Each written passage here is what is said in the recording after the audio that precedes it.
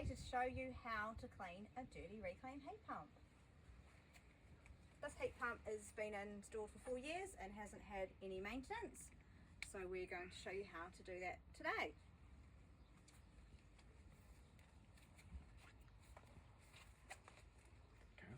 This shows you all the build-up that's happened over that time, and so by cleaning we're going to get better performance and the system will be more efficient by doing this. So what we're showing you now is all the build-up on the fins, which is the metal bits, and so this with the build-up actually potentially reduces the efficiency of the heat pump, because that's where the air goes into the system.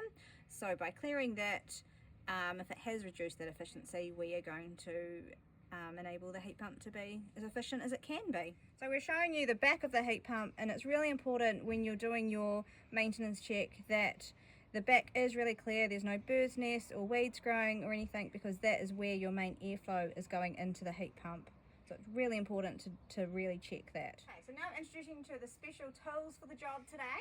So it's really important to make sure you've got a soft brush, and we've got warm soapy water, just dishwashing liquid in the water, and yeah, that's what we're using. So obviously the top surface bit is more for looks, but yeah, the really important bit is the fins. So I'm just doing the top first.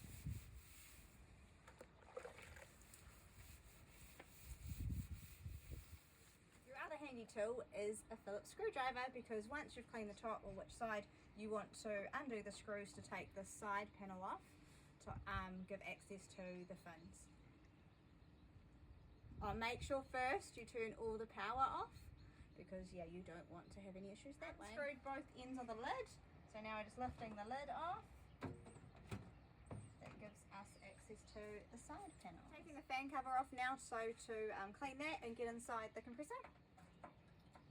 So taking all the screws out, and now we're just getting the fan cover. It's got little clips that you push down and it helps bring it out, and it opens. So just cleaning the fan guard, give it a good scrub with the brush both on the top and back of the cover.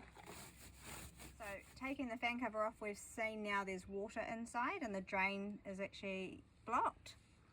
So it's really important to unblock and clean. So at the back here is where the drain plug is, and there's some moss or build up over top, and so I'm clearing that out.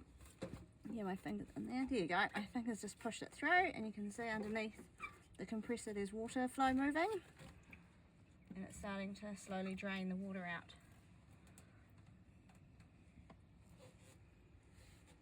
So with the lid being off, this is your circuit board and controller that's open, so you've got to be really careful that there's no water or anything that goes near this area. Unscrewed the screws on the front panel, and we're ready to take that off. Just want to point out, at some point or sometime, some of these fins here, you can see the different colour, have been bent. That's what you don't want to have happen. Just taking off the last screws on the side panel. To take the side panel off, you just lift it up.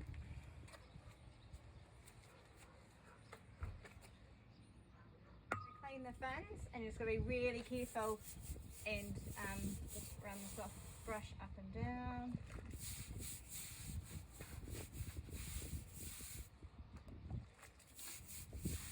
So after a few minutes of scrubbing up and down, you can see it's getting rid of all the build-up.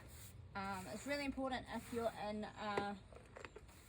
by the sea to do this as well, to make sure there's you get rid of the salt or any salt. It's really important to do the back. So it's really important to clean the inside and make sure you're getting rid of any debris and build up of things. Like there was a little stick there and a shell from an old snail that somehow got in there.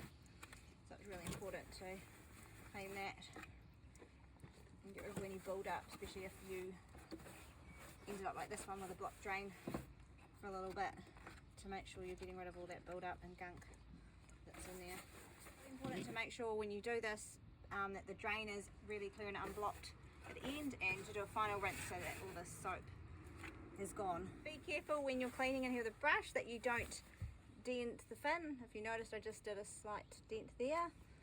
It's ideally not a do not.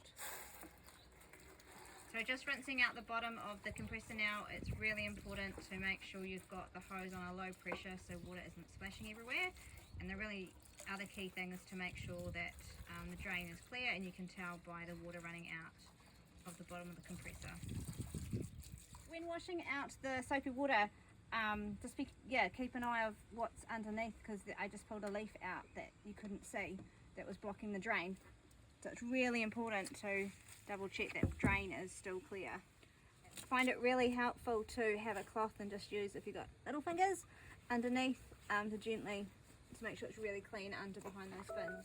This is how, just to rinse the fins and make sure that there's no soapy water, and it's all clean left in the fins of the compressor.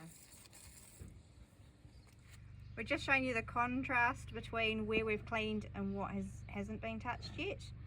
You can see the line between clean and unclean.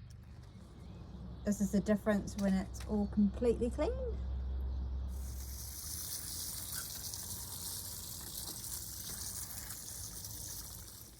So this is a quick overview of what you should have at the end when you've cleaned it well. Is the fins all blue and the bottom is all clear and there's no build up, and the drain plug is clear and nothing there.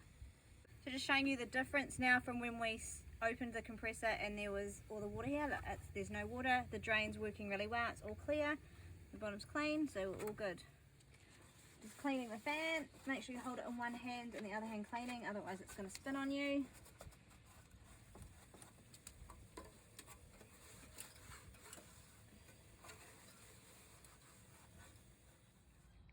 This is the finished product of doing the full clean on the reclaim compressor. Look how clean those fins are, that's what you want.